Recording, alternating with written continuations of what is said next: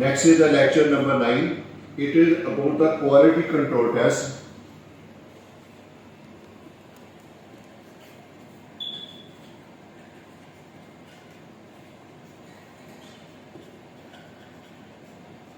For cement.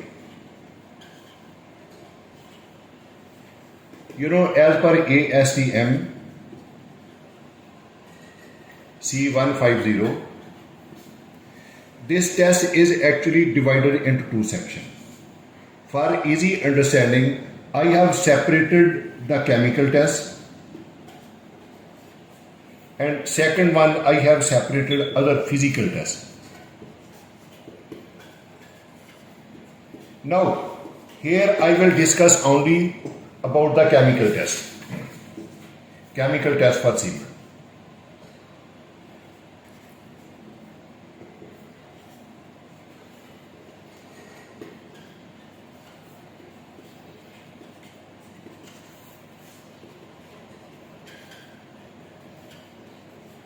What are those tests?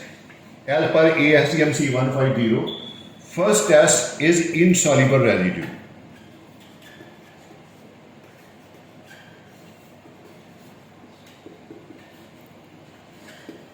One, and second, it is represented by IR. And the second test is loss on ignition. It is represented by LOI. And this third test, total alkali.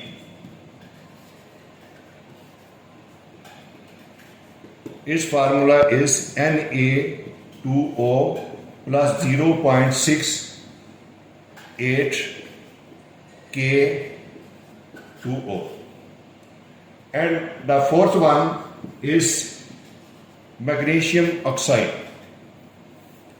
And this fifth one is sulfur trioxide. That what are their percentage in the mix?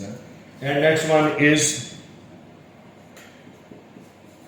Al2O3, their percentage. And this 7-1, it is Fe2O3, their percentage. Now, these tests I have written over here. Now, let me tell you one thing. There are different standards used to perform this test, but as per ASTM C114 method, all these tests are conducted as per C114 method.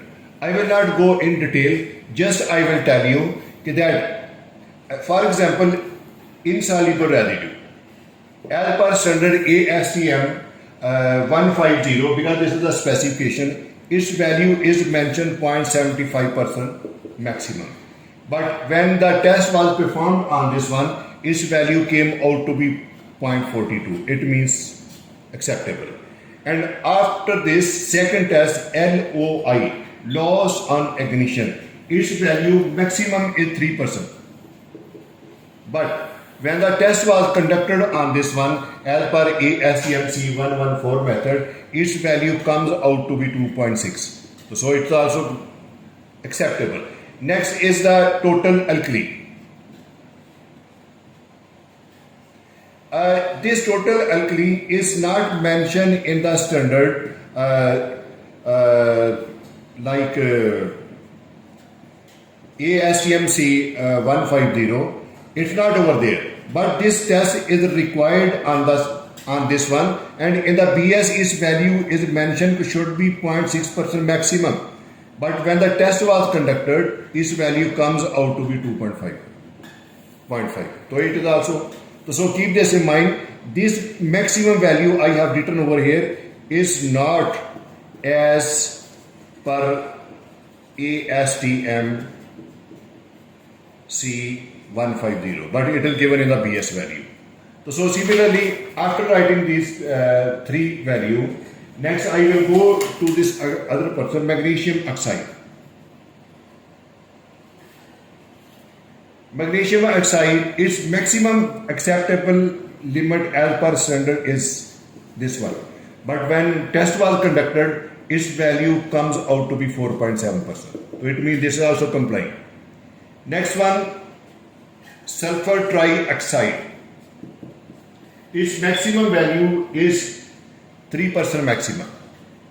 But when test was conducted, its value comes out to be 2.3%. It means it's also complying. And next is the aluminum oxide, Al2O3. Its value maximum is 6%.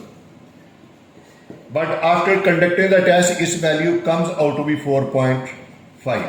It means it is complying. Next, last value, Fe2O3. And this value as per standard comes out to be 6% maximum.